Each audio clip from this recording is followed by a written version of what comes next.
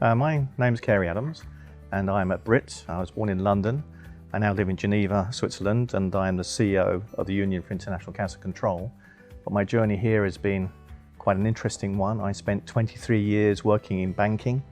My first experience of Geneva actually was running a private bank here, one in Zurich and other places around the world like Miami and Dubai and Monaco.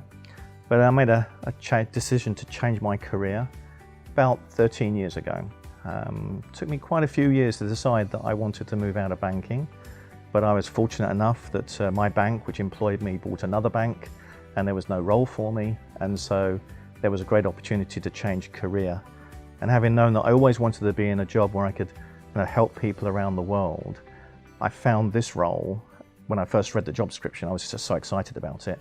But the fact that I got an interview and the UIC board took a risk on someone who was a banker to come in to run a cancer organisation, I was just really appreciative of. And 13 years later, I'm still here. Well, being a chief executive officer is a challenge in any organisation, particularly a non-government organisation, where, to be fair, you're a small organisation with a relatively small budget, but the influence you want to have is massive. So most of my time, apart from obviously organising the work of the UICC, managing the board and ensuring that our members get the service that they demand, is actually influencing the global health and development agenda. It's working with the World Health Organization, working with international players that have more leverage. It's ensuring that the voice of the patients with cancer and non-communicable diseases around the world are heard by those who have the power and the authority to do something about it. So much of my work is influencing, working with partners to make change happen.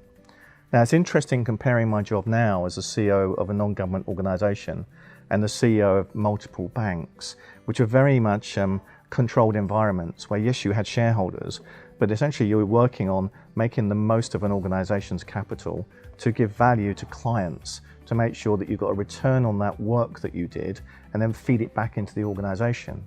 Whereas as a CEO of an NGO, we don't have a product to sell where we have a margin and we make a profit. What we have is we have a story to tell. We want to influence and make change happen. We want more and more people to support what we're doing, including governments and international organizations. And at the same time, we have to get the funding in to make that happen.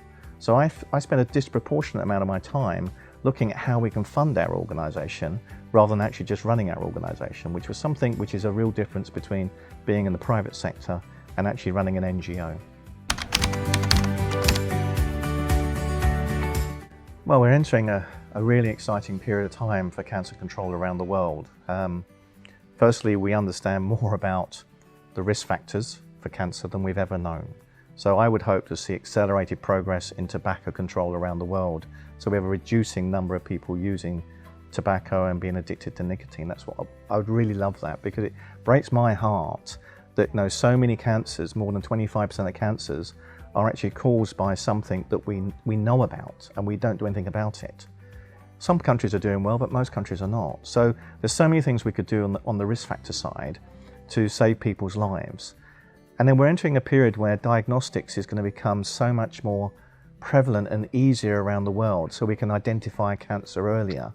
So my hope would be that we can get those out to all parts of the world where it's needed, so that more people can identify a cancer when it starts, when early stage cancer, and when it can be treated successfully, because later stage cancer is more complicated and more difficult to treat.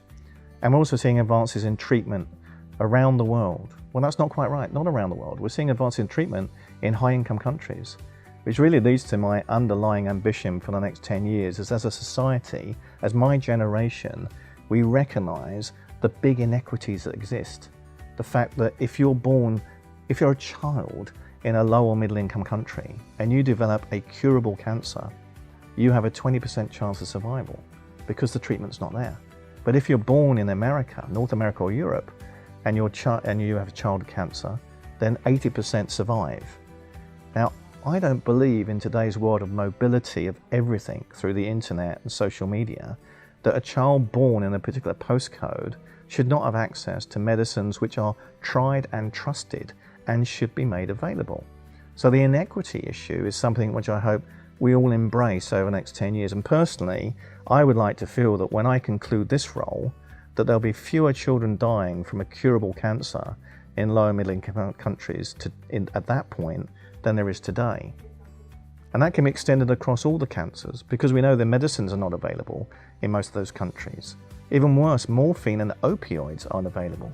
70% of morphine and opioids are available in only 5 countries, which means if you get cancer in a low-income country where there's no treatment and no opioids and no palliative care, then you are very likely going to be dying in excruciating pain.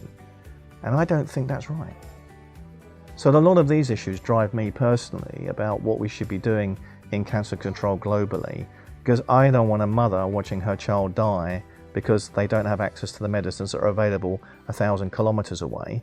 And I don't want a mother dying from cervical cancer in pain because they don't have access to opioids and morphine.